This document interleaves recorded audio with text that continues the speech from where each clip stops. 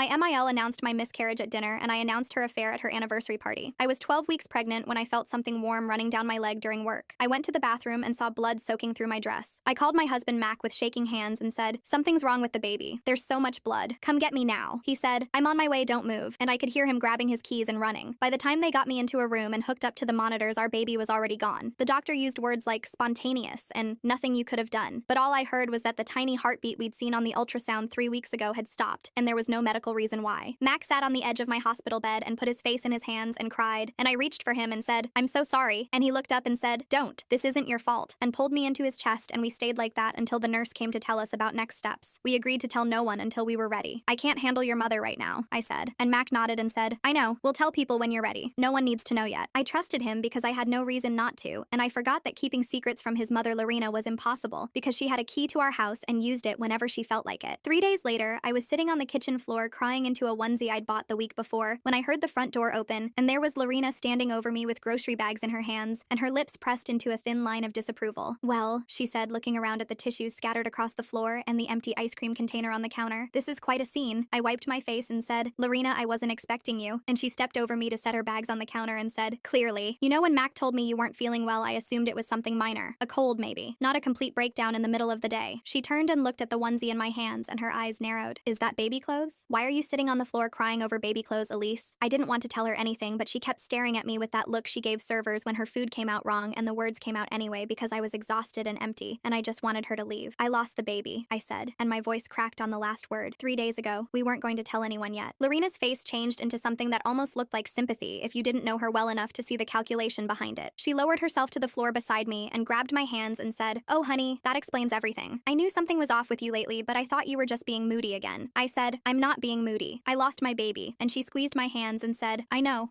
and I'm sure you're blaming yourself even though the doctor probably told you these things just happen sometimes, especially with first pregnancies, especially when the mother is under a lot of stress." She looked at me with her head tilted. "You have been under a lot of stress, haven't you? Working all those hours, not taking care of yourself properly. I told Mac months ago that you needed to slow down, but you never listened to me." I pulled my hands away and said, "The doctor said it wasn't anything I did," and Lorena nodded slowly and said, "Of course he did. They always say that, but we both know you could have taken better care of yourself, eaten better, rested more. You're not exactly known for putting your family first, are you?" She patted my knee. "But what's done is done. No point dwelling on it now." I said, "Please don't tell anyone. I need time before the whole family knows." And she put her hand over her heart and said, "Sweetheart, I would never betray your trust like that. I swear on my marriage this stays between us until you're ready, though I do think the family deserves to know eventually. They've been asking about grandchildren for years, and it's not fair to keep them in the dark forever just because you're embarrassed." That Friday she called and said she was organizing a small dinner because we needed to be surrounded by people who loved us. "Just immediate family," she said. "You really do need to get out of that house. Sitting around crying isn't going to bring the baby back." I said, "I don't think I'm ready for company," and she sighed heavily and said, "Elise, this isn't about what you want. Mac is struggling and he needs his family around him right now. Or is this going to be like every other time when your needs come before his?" So I put on a dress and let Mac drive me to his parents' house where 30 people were waiting in the dining room. I grabbed his arm and whispered, "You said immediate family," and he said, "I guess Mom invited more people. Just get through it." Lorena floated through the crowd in a cream dress, and when she saw me, she rushed over and grabbed my face and said loudly, "Oh, you poor thing. You look exhausted. Have you been sleeping at all? You have bags under your eyes." Everyone nearby turned to look at me. Halfway through dinner, Lorena stood up and tapped her wine glass, and the room went silent. "I need your prayers," she said with tears rolling down her cheeks. "My son just lost his first baby, and I'm trying to be strong for him, but my heart is absolutely shattered." 30 faces turned to me. Lorena sat back down and grabbed my hand and leaned close and whispered, "You should really smile. People are going to think you don't appreciate them being here for you." I decided right then that tomorrow morning I was sitting Mac down and forcing him to choose between me and his mother. Lorena thought I would keep quiet because that's what I always did, but she just made the biggest mistake of her life. She wanted to play the grieving grandmother in front of 30 people, so I was going to make her explain why she broke her promise in front of her son. For the first time in 5 years, I wasn't afraid of what would happen when I finally stopped being polite. I'll tell you exactly how that conversation went. The car ride home was silent for the first 10 minutes. I stared out the window and waited for Mac to say something, to apologize, to acknowledge that his mother had just done something unforgivable. Finally, he cleared his throat and said, "I know tonight wasn't what you expected," and I laughed out loud because that was the biggest understatement I'd ever heard. "Wasn't what I expected? Mac, your mother announced our miscarriage to 30 people after she promised she wouldn't tell anyone." He tightened his grip on the steering wheel and said, "She was trying to help. She thought you needed support." I turned to look at him and said, "She thought I needed support? Or she thought she needed an audience?" He didn't answer. We pulled into our driveway and he turned off the car and sat there staring at the garage door. "I need you to apologize to her," he said quietly. I was sure I'd misheard him. "Excuse me?" He turned to face me with that soft expression he wore when he was about to ask me to do something I didn't want to do. "You barely spoke to anyone all night. You didn't thank her for the dinner. You just sat there looking miserable, and now she's upset upset because she thinks you're mad at her. I opened my mouth and closed it because I could not find words for what I was hearing. I am mad at her, I finally said. She told everyone about the baby after she promised she wouldn't. I have a right to be mad, Mac. He sighed and rubbed his eyes. She made a mistake. She got emotional. But giving her the silent treatment all night was cruel, and you need to apologize by tomorrow morning. I got out of the car and walked inside without answering. He followed me into the bedroom and said, Elise, I'm serious. She called me crying on the way home. She thinks you hate her. I pulled on my pajamas and said, good, maybe she should think about why. He stared at me like I was speaking a foreign language. You're being unreasonable. All she did was ask for prayers. That's what family does. I climbed into bed and turned off my lamp and said, if you can't see what she did wrong, then I don't know how to explain it to you. He stood there in the dark for a long moment, then walked out, and I heard the guest room door close behind him. The next morning, I woke up to 17 text messages. Mac's aunt asking if I was okay because Lorena had called her worried about my mental state. His cousin asking if I needed anything because she heard I wasn't handling the loss well. His other cousin saying Lorena mentioned I'd been acting erratic, and did I want to talk to someone professional. I scrolled through message after message from people I barely knew expressing concern about my stability, because Lorena had spent the night calling everyone in the family to tell them something was wrong with me. I found Mac in the kitchen drinking coffee and showed him my phone. Look at this. Look what she's doing. He glanced at the screen and shrugged. She's just worried about you. We all are. I said, she's not worried about me. She's trying to make everyone think I'm crazy so that when I tell them what she did, they won't believe me. Mac set down his coffee and said, listen to yourself right now. You sound paranoid. My mother loves you. She's trying to help and you're acting like she's some kind of villain. I stared at him and realized he was never going to see it. He'd spent 30 years being trained to believe everything Lorena did was out of love, and nothing I said was going to undo that programming in one conversation. 3 days later, a coworker stopped me in the hallway and asked if everything was okay at home. I said, what do you mean? And she looked uncomfortable and said, your mother-in-law came to my church's prayer group last night. She asked everyone to pray for you because you're not taking care of yourself. She said you've been struggling since the pregnancy, and she's worried you might hurt yourself. I felt the floor tilt beneath me. Lorena had gone to my coworker's church. She had stood up in front of strangers and painted me as someone who might hurt herself. She was building a case, documenting a pattern, making sure that when I finally snapped and told everyone what she'd done, they would already believe I was unstable. I drove home and found Mac watching TV and said, your mother told my coworker's prayer group that she's worried I might hurt myself. He muted the TV and said, she mentioned she was going to talk to some people about getting you support. I think it's a good idea, actually. You haven't been yourself lately. I said, I haven't been myself because I lost a baby, and then your mother announced it to 30 people, and then she spent the next week telling everyone I'm crazy. He stood up and walked over to me and put his hands on my shoulders like he was trying to calm a scared animal. Babe, I think you should talk to someone. A therapist, maybe. Mom knows a really good one from church. She thinks you're not processing the loss in a healthy way, and honestly, I'm starting to agree with her. I pulled away from him. You want me to see a therapist your mother recommended so she can control that narrative too? He threw his hands up. See, this is exactly what I'm talking about. You're acting like everyone is out to get you. That's not normal, Elise. That's not healthy. That night, he moved into the guest room. He said he needed space to think because I was refusing to apologize and I was refusing to get help and he didn't know what else to do. I lay in our bed alone, staring at the ceiling and thinking about how Lorena had managed to isolate me completely in less than 2 weeks. My husband thought I was crazy. His family thought I was crazy. My coworkers thought I was crazy. She had taken my worst moment and used it to destroy every relationship I had, and she'd done it all while crying and asking for prayers. The next morning, I saw that Lorena had posted a photo from the dinner on Facebook. It was a picture of her hugging me at the table with her eyes closed and her face pressed against my hair. The caption said, please pray for my sweet daughter-in-law during this difficult time. She's struggling, but our family will get her through it. 200 likes, 40 comments about what an amazing mother-in-law she was. A dozen people tagging mental health resources for me to read. I screenshotted everything and sent it to my best friend Danielle with the message, am I crazy or is this insane? She called me immediately. What the actual hell is wrong with this woman? She's posting about your miscarriage on Facebook and making it sound like you're having a breakdown? I told her everything. The dinner, the texts, the prayer group, Mac moving to the guest room. Danielle was quiet for a long time and then said, you need to get out of there. This woman is trying to destroy you and your husband is helping her do it. I said, I can't just leave. Where would I go? She said, you can stay with me. But Elise, I'm serious. What she's doing is not normal. This is calculated. She's setting you up for something and you need to figure out what it is before she finishes building her case. I thanked her and hung up and sat in my kitchen wondering how my life had fallen apart so completely in 2 weeks. I'd lost my baby, I'd lost my husband, I'd lost my reputation, and Lorena was out there collecting sympathy and prayers while I sat alone in a house that didn't feel like mine anymore. I agreed to help set up Lorena's anniversary party, but I wasn't going there to fold napkins. She thought sending me into her house alone was safe because she'd already convinced everyone I was the crazy one. But women like Lorena always have secrets, and I was going to search every room until I found something that proved who she really was. She had no idea what she was handing me when she gave me those keys. What I found in her closet changed absolutely everything. 2 weeks after the dinner, Lorena called and said she needed help setting up for her 30th anniversary party. Kenneth's out of town until Thursday, and I can't possibly do everything myself, she said in that sweet voice that made me want to throw my phone across the room. You'll come help, won't you? It would mean so much to me. I said yes because Mac was standing right there, and because I knew refusing would give her more ammunition. She'd tell everyone I was too unstable to help with a simple party. She'd add it to her list of evidence that something was wrong with me. So Saturday morning, I drove to her house and spent 3 hours carrying boxes and ironing tablecloths while she supervised from the couch and pointed out everything I was doing wrong. "The napkins need to be folded into swans, not rectangles," she said without looking up from her phone. "And those centerpieces need to go on the west side of the room. The light is better there for photos." I nodded and adjusted and rearranged and fantasized about walking out the door and never coming back. Around noon, she sent me upstairs to grab extra chairs from her bedroom closet. "They're in the back," she called after me. "Behind the boxes. Make sure you don't mess up anything while you're looking." I climbed the stairs and went into the master bedroom and opened the closet door. It was massive, a walk-in the size of my living room with shelves and drawers and racks of clothes organized by color. I pushed past the dresses and moved some boxes and found the chairs folded up against the back wall. As I was pulling them out, I knocked over a shoebox on the top shelf and it fell open and receipts scattered everywhere. I knelt down to gather them and that's when I saw what they were for. Jewelry, expensive jewelry, a diamond bracelet from 2 years ago, pearl earrings from last Christmas, a necklace that cost more than my car. I'd never seen Lorena wear any of these things, not once. I was putting the receipts back when I heard her phone buzz from the nightstand in the bedroom. She must have left it upstairs when she went to answer the door earlier. I should have ignored it. I should have grabbed the chairs and gone back downstairs and pretended I never saw anything. But something made me walk over and look at the screen. The notification was from someone named M.I.L with a heart emoji. The preview showed the first line of the text. "Last night was perfect. I can't stop thinking about you." My whole body went cold. M.I.L. I knew that name. He was the deacon at Lorena's church. He'd been coming to family dinners for years. He always sat next to her, always refilled her wine glass before anyone else's, always laughed a little too hard at her jokes. I told myself there had to be an explanation. Maybe it was a different M.I.L. Maybe the text was innocent and I was reading into it because I wanted to find something wrong with her. But my hands were already moving. I picked up her phone and typed in the passcode I'd watched her enter 100 times at family dinners. It opened immediately. I went to her messages and found M.I.L's thread and started scrolling. "I miss you already. You're the only one who understands me. Kenneth doesn't touch me the way you do. I wish I'd married you instead." 7 years of messages. 7 years of "I love you" and "I need you" and "you're my soulmate" and explicit descriptions of things that made my stomach turn. I kept scrolling with shaking hands and found photos. Lorena in lingerie I'd never seen before. M.I.L shirtless in what looked like a hotel room. The two of them together in bed with timestamps from dates I recognized. Their anniversary trip to Napa. The family reunion in Lake Tahoe. Christmas Eve 2 years ago when she said she was tired and went to bed early. I backed out of the messages and checked her photos and found a hidden album with hundreds more. Hotel rooms and restaurant receipts and screenshots of reservations at places she'd told Kenneth she was visiting with her girlfriends. Then I remembered the jewelry receipts. I went back to the closet and looked at the dates. Every piece was purchased within a week of one of their anniversary trips. M.I.L had been buying her gifts that she couldn't wear around her husband. Gifts she kept hidden in her closet like trophies. I stood in that closet surrounded by evidence of 7 years of lies and felt something shift inside me. This woman had destroyed my reputation. She had turned my husband against me. She had announced my dead baby to 30 people and then told everyone I was crazy when I got upset about it. And the whole time she was preaching about faithfulness and family values while sleeping with the church deacon. I pulled out my phone and started screenshotting everything. The texts, the photos, the receipts. I worked quickly and methodically and saved every piece of evidence I could find to my own phone. Then I put her phone back exactly where I found it and grabbed the chairs and walked downstairs and said, "Found them. Where do you want me to set them up?" Lorena smiled at me from the couch and said, "By the windows. And thank you so much for helping. I know things have been hard between us lately, but I really do appreciate you." I smiled back and said, "Of course. That's what family is for." She had no idea that I had just found everything I needed to destroy her. I spent the rest of the afternoon setting up chairs and hanging decorations and watching Lorena bark orders at the caterers while I thought about what I was going to do with the information I'd found. Part of me wanted to tell Kenneth immediately. He deserved to know what his wife had been doing for 7 years, but another part of me knew that wasn't enough. Lorena had humiliated me publicly. She had stood up in front of 30 people and announced my miscarriage, and then spent 2 weeks making everyone think I was unstable. She didn't deserve a quiet conversation. She deserved to feel exactly what I had felt. Exposed, humiliated, destroyed in front of everyone she wanted to impress. The anniversary party was in 2 weeks. 200 guests were coming to celebrate 30 years of faithful marriage. There would be a projector for the slideshow and a microphone for the toasts. And every person Lorena had ever tried to impress would be in that room watching her accept congratulations for a marriage she'd been destroying since before I even met Mac. I drove home with my phone full of screenshots and a plan starting to form in my mind. I had 7 years of proof saved to my phone, and I was finally going to show Mac exactly who his perfect mother really was. Lorena had no idea I found her burner while she was downstairs bragging about her faithful marriage. Tonight, I was sitting my husband down and making him look at every text until he couldn't deny it anymore. There was no way he could defend her after seeing this. I'll tell you exactly how that conversation went. I waited until Mac came home from work and sat him down at the kitchen table and said, "I need to show you something, and I need you to actually look at it before you say anything." He sighed like I was about to waste his time, but he sat down and said, "Fine, what is it?" I slid my phone across the table with M.I.L's messages open on the screen. "I found this on your mother's phone today. She's been having an affair with Deacon M.I.L for 7 years." Mac picked up the phone and scrolled in silence for a long time. I watched his face, waiting to see the moment when he realized I'd been telling the truth about her all along. When he finally looked up, his expression wasn't shock or anger or betrayal. It was disgust, aimed at me. "You went through my mother's phone?" he said. I blinked. "Did you read what's on there? She's been cheating on your father for 7 years, Mac, with the church deacon. There are photos and receipts receipts, and he stood up and threw my phone on the table. I don't care what's on there. You broke into my mother's phone and invaded her privacy, and now you're trying to use whatever you found to turn me against her. I could feel the floor shifting beneath me. I didn't break into anything. She left her phone upstairs and I saw a text notification and I looked because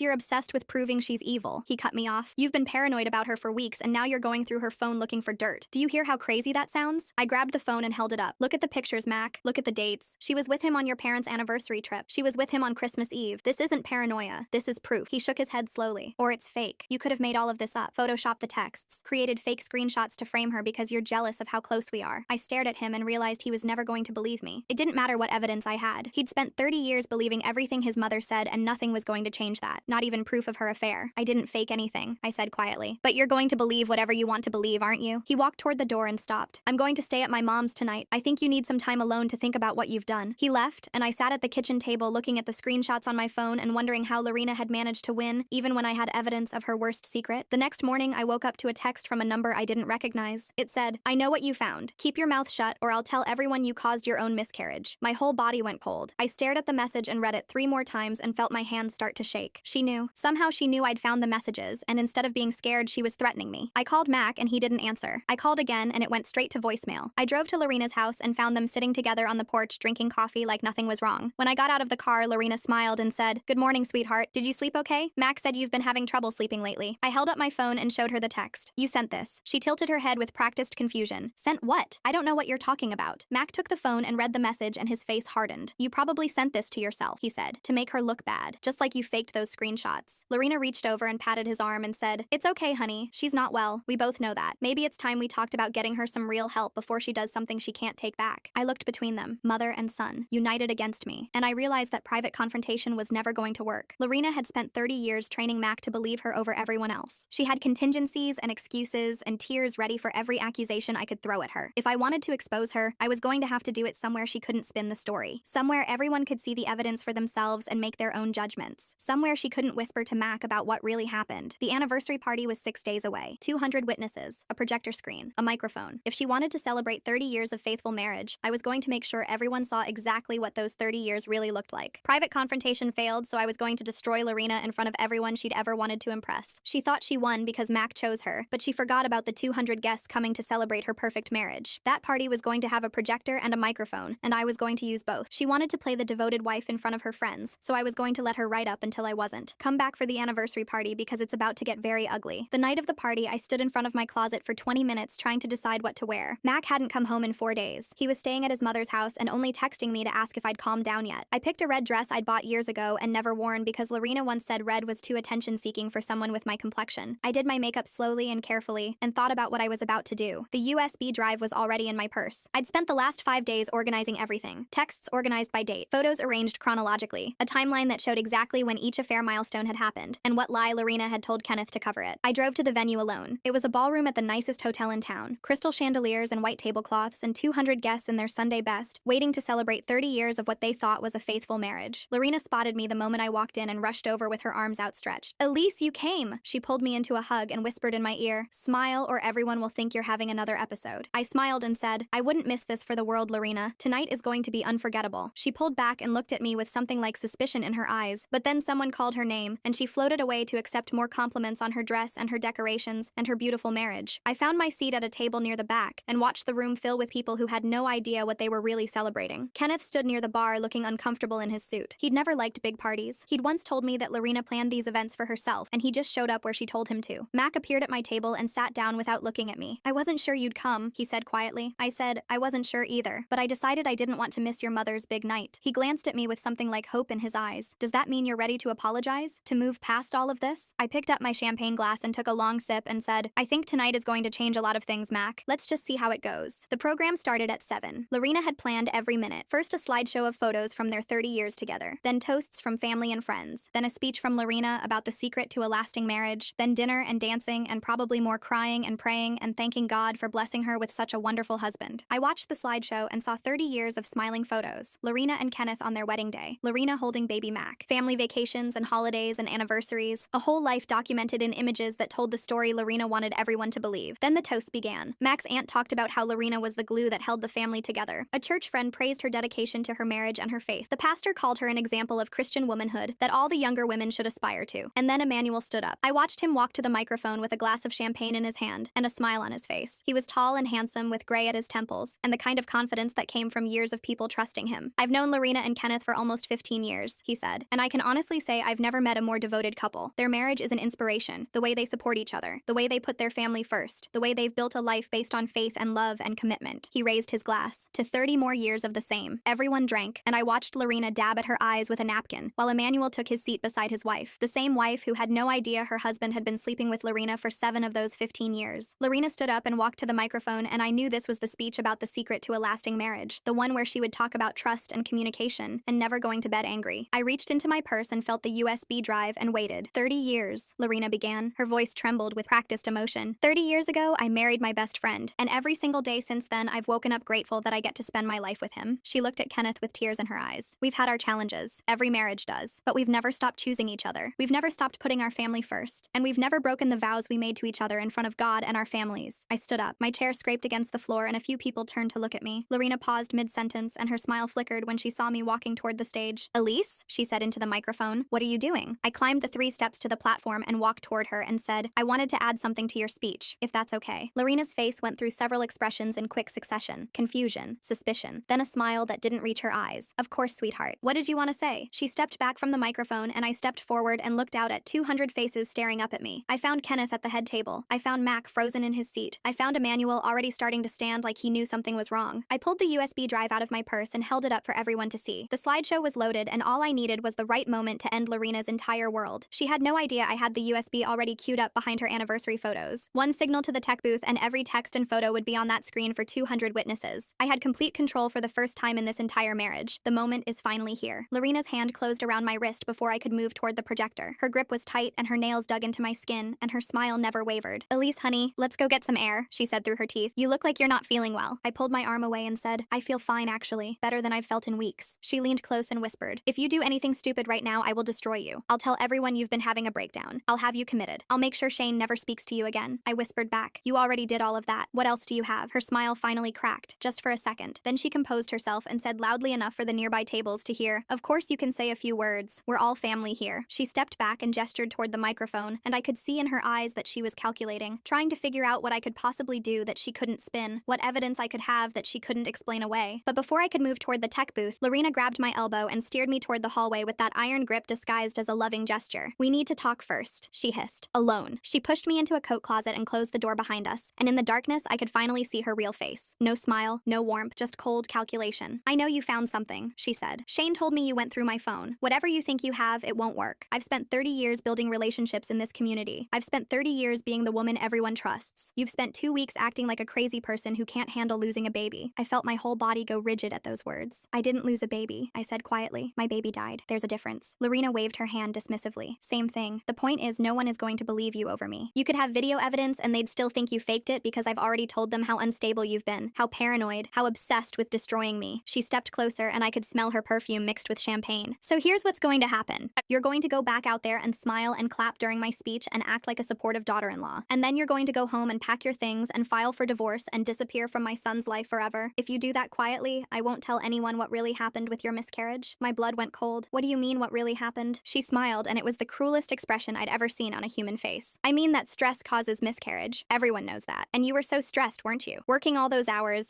fighting with Shane about having children when he wasn't ready, pushing and pushing until your body gave out. She tilted her head. That's the story I'll tell if you make me. That you wanted a baby so badly you ignored the warning signs. That you kept working instead of resting. That you caused your own loss because you were too selfish to slow down. I stared at her in the darkness of that coat closet and realized I was looking at someone who had no limits. Someone who would say anything and destroy anyone to protect herself. Someone who had already decided I was disposable the moment I became inconvenient. You know what the worst part is? I said quietly. I actually thought you might love Shane. I thought everything you did was misguided maternal instinct. But you don't love anyone, do you? Not Kenneth, not Shane, not even M.I.L. You just love being worshipped. Something flickered in her eyes. Surprise, maybe. Or recognition. You have no idea what you're talking about, she said, but her voice had lost some of its certainty. I found the jewelry, I said. The diamond bracelet, the pearls, the necklace, all those gifts from M.I.L that you can't wear around your husband. You keep them hidden in your closet like trophies, like proof that someone wants you. Her face went pale in the dim light. That's what this has always been about, isn't it? Not love, not family, just making sure everyone sees you as perfect, as desirable, as the center of everything. Lorena's hand shot out and grabbed my throat. Not hard enough to choke me, but hard enough to make her point. "You don't know anything about my life," she hissed. "You don't know what it's like to give everything to a family that takes you for granted, to smile and perform and sacrifice for 30 years and still feel invisible." I pulled her hand away and said, "You're right. I don't know what that's like, because I would never do what you did to feel seen." I pushed past her and opened the closet door and walked back into the ballroom. She followed close behind me, still wearing that smile like armor. "Elise, wait," she called out sweetly. "You forgot your purse." I ignored her and walked straight to the tech booth. I handed the USB to the guy running the projector. "Add this to the slideshow," I said. "Play it when I give you the signal." He looked confused, but he plugged it in, and I walked back to the microphone. Lorena was standing near the stage watching me with narrowed eyes. She still didn't know what I had. She still thought she could spin whatever came next. She had no idea that everything she'd built was about to collapse. "I want to thank everyone for being here tonight," I said. My voice was steady, even though my heart was pounding. "Lorena has been talking about this party for months. 30 years of marriage, 30 years of faithfulness, 30 years of putting her family first." I paused and looked at Lorena. She was watching me with that smile still frozen on her face. "But before we continue celebrating, I think everyone deserves to know the truth about what those 30 years really looked like." I nodded at the tech booth. The screen behind me flickered and changed from the wedding photo slideshow to something else entirely. The first image was a text message. "Last night was perfect. I can't stop thinking about you." The second was a photo of Lorena and M.I.L in a hotel room with a timestamp from 5 years ago. The third was a text that said, "I wish I'd married you instead of Kenneth." The room went completely silent. I watched 200 faces process what they were seeing. I watched M.I.L's wife stand up with her hand over her mouth. I watched Kenneth's face drain of all color as he read the messages scrolling across the screen. I watched Lorena's smile finally disappear completely. "These messages spanned 7 years," I said into the microphone. 7 years of lies. 7 years of cheating. 7 years of Lorena preaching about faithful marriage while sleeping with the church deacon. Lorena lunged for the projector controls, but 2 of Shane's cousins blocked her path. M.I.L was already heading for the door, but 3 groomsmen from a wedding party in the next room had heard the commotion and were standing in his way. I kept talking. "She announced my miscarriage to 30 people after promising to keep it secret. She told everyone I was mentally unstable. She turned my own husband against me. And she did all of it while texting her boyfriend about how she wished she'd married him instead." Kenneth stood up slowly. He walked toward the screen and read the messages one by one. His face was completely blank. When he got to the one dated on their 25th anniversary that said, "I wish I was with you tonight instead of him," he reached up and pulled off his wedding ring. He looked at Lorena for a long moment. Then he threw the ring at her face and walked out the front door without saying a word. Half the room followed him. 200 people just watched Lorena's marriage end in real time, and she was still standing there trying to figure out how to spin it. She grabbed the microphone, screaming that I was lying and crazy and jealous, but the photos kept scrolling behind her, and every word she said made it worse. I had taken everything from her in front of everyone she'd ever wanted to impress. I thought that was the end of it, but she still had one more card to play. Lorena screamed into the microphone that I was a liar, and that the photos were fake, and that I had photoshopped everything because I was jealous and mentally ill and trying to destroy her family. But the photos kept scrolling behind her, and no one was listening anymore. M.I.L's wife picked up her champagne glass and threw it at Lorena's head, and it shattered against the wall behind her, and glass went everywhere. M.I.L tried to run for the exit, but 3 of Shane's cousins grabbed him and pinned him against the wall and started asking him how long he'd been sleeping with their aunt. The pastor, who had just praised Lorena as an example of Christian womanhood, was standing frozen with his mouth open, staring at explicit messages between Lorena and M.I.L scrolling across the screen. 2 of Lorena's church friends were crying and hugging each other and saying they couldn't believe it, and they'd trusted her, and they'd invited her into their homes. The caterers had stopped serving and were standing in the corner watching the chaos unfold like they couldn't believe what they were seeing. M.I.L's wife pushed through the crowd toward her husband. 7 years? She screamed at him. 7 years you've been sleeping with her? We have children, M.I.L. We have a life together. How could you do this? M.I.L was still pinned against the wall by Shane's cousins. His face was red and sweating, and he kept saying, "It's not what it looks like. Those messages are old. We ended it years ago. Baby, please, you have to believe me. The timestamps are from last month," one of the cousins said loudly enough for everyone to hear. "There's one from Tuesday saying he can't wait to see her again." M.I.L's wife made a sound like a wounded animal and turned away from him. Her daughters, who had been sitting at a table near the front, ran to her and wrapped their arms around her while she sobbed. M.I.L tried to call out to them, but his voice was drowned out by the chaos. The pastor finally found his voice. "This is a house of God," he said weakly. "We should all calm down and handle this privately." "A house of God?" someone shouted from the back. "Your deacon has been sleeping with a married woman for 7 years, and you want us to calm down?" The pastor went quiet again. Lorena was still screaming into the microphone. "This is all lies. She made this up. She's been trying to destroy me since the day she met my son. Ask Shane. Ask him what she's really like." She pointed at Shane, who was still sitting at his table frozen. Tell them she's crazy. Tell them she's been having a breakdown." Shane stood up slowly, and every eye in the room turned to him. He looked at his mother. He looked at the screen where a photo of her and M.I.L in bed together was currently displayed. He looked at me standing at the microphone with the USB drive still in my hand. "Is it true?" he asked his mother. His voice was quiet, but in the silent room, everyone could hear it. "Have you been cheating on Dad for 7 years?" Lorena's face crumpled into tears. "Shane, baby, you have to understand. Your father hasn't touched me in years. M.I.L and I have a connection. It's not what it looks like. I still love your father. I just needed someone who appreciated me and—" "Is it true?" Shane repeated. "Yes or no?" Lorena sobbed. "Yes, but it's not my fault. You don't understand what my marriage has been like. Your father is cold and distant, and M.I.L actually sees me and Shane turned and walked out of the room without letting her finish. Lorena screamed his name and started running after him, but her heel caught on the edge of the stage and she stumbled. She grabbed for the anniversary cake display to steady herself, but it wasn't stable enough to hold her weight. The whole thing tipped forward and she went down face first into 3 tiers of white frosting and fondant. For a moment, no one moved. Lorena lay there in the wreckage of her own anniversary cake, sobbing and covered in frosting, while 200 guests watched in stunned silence. Then someone in the back started laughing. It spread through the room like wildfire until half the guests were laughing and the other half were filming on their phones. Lorena pushed herself up onto her knees.